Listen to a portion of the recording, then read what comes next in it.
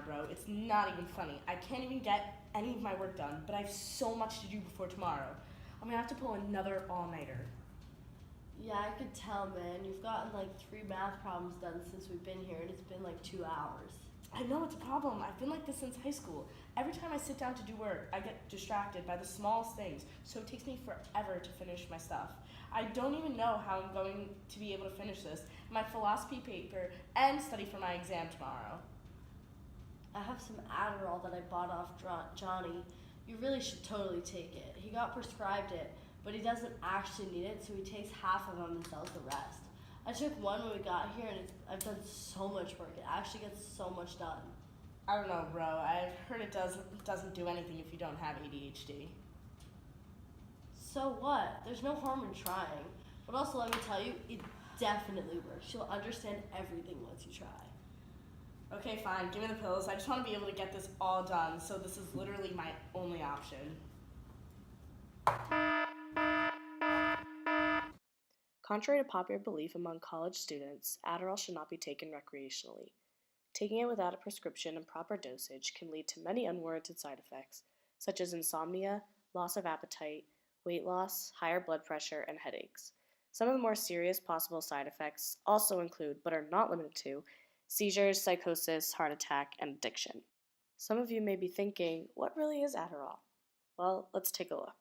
Adderall is the brand name for a mixture of amphetamine salts that was developed for treatment of attention deficit hyperactivity disorder, aka ADHD. Since 2007, prescriptions have doubled in the US, and even those who don't have a prescription are using. An estimated 30% of university students use Adderall at some point as a study enhancer. The long-term detrimental effects of Adderall abuse are clear. Consistent release of serotonin and dopamine causes the brain to stop producing them naturally over time.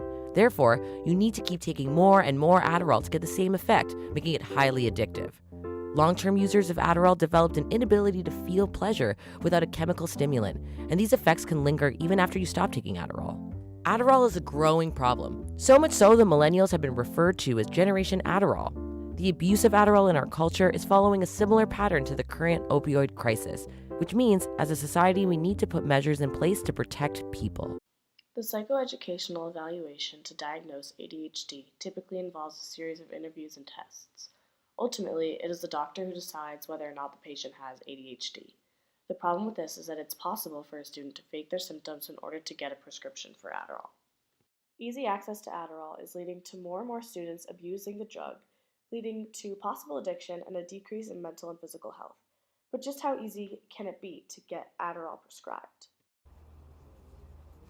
Students diagnosed with attention deficit hyperactivity disorder, or ADHD, struggle with things like focus and time management. Doctors treat ADHD with medications like Adderall, Ritalin, and Concerta. These stimulants enhance the focus and endurance for studying.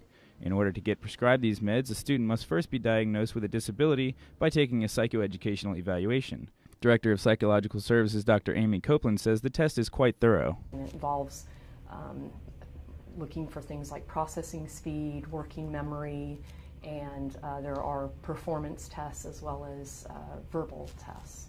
So is it possible to fake the symptoms of a learning disorder to get a prescription? Director of Disability Services Benjamin Cornwell says obtaining a prescription is technically possible without the disorder, depending on the doctor and their willingness to prescribe the medication. The students with prescriptions have no problem sharing their meds with friends. One anonymous dealer values the pills at about $5 for one 30-milligram pill, and 3 10-milligram pills also for $5. However, for close friends, it's no charge. Some of them literally just give me the money for it, but then I'd be like, dude, it's you're my friend, it doesn't matter.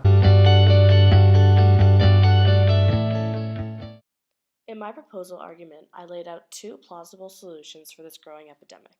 The first is to implement more specific diagnostic criteria in order to decrease the amount of Adderall being prescribed. Scientists say that there are differences present in the structure, function, and chemistry of a normal brain versus a brain with ADHD. Knowing this, along with interviews and tests, there should also be a brain scan to diagnose ADHD in order to validate the patient's claims. As of right now, doctors say that the reason they don't do this is because PET and fMRI scans only capture the brain's functions at one moment in time, which means that they wouldn't be able to accurately see the brain's operation in different situations. With further research and technology, though, In the near future, hopefully they can find a way to at least factor in the brain images so that students can no longer fake their symptoms. The second solution I proposed was to bring the more natural alternatives to students' attention.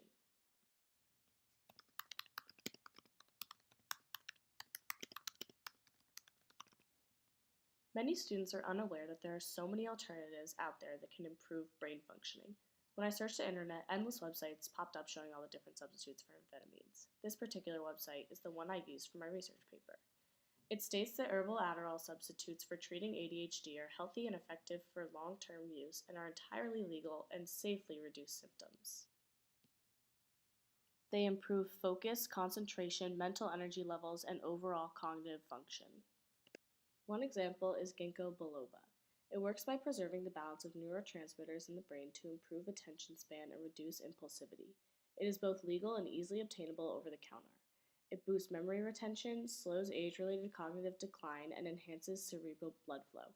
It can also improve sleep quality and overall mental cognition. The website goes on to list other alternatives, including caffeine and many other supplements.